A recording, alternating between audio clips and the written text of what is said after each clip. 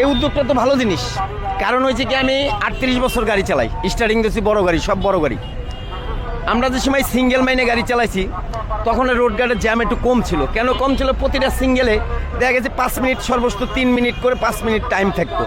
আর এখনও যে ট্রাফিকে যে হাত ধরে বসে থাকে, এক সাইডে 20 মিনিট 30 মিনিট চলে যায়। যেমন টেকনিক্যালের সিঙ্গেলটা বর্তমানে এক সিঙ্গেলে মনে করেন 30 মিনিটও চলে যায়।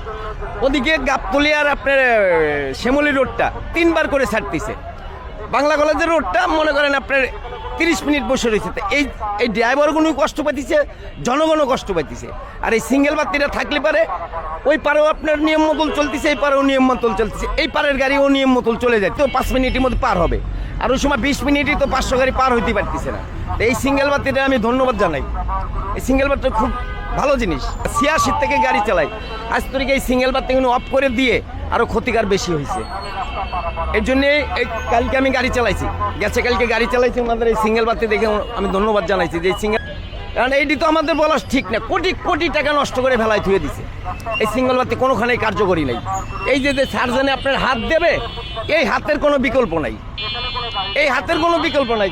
যার জন্য এই সিঙ্গেল বাতি যদি নিয়ম মতো সবাই চলে, যদি আমাদের ড্রাইভার গুণী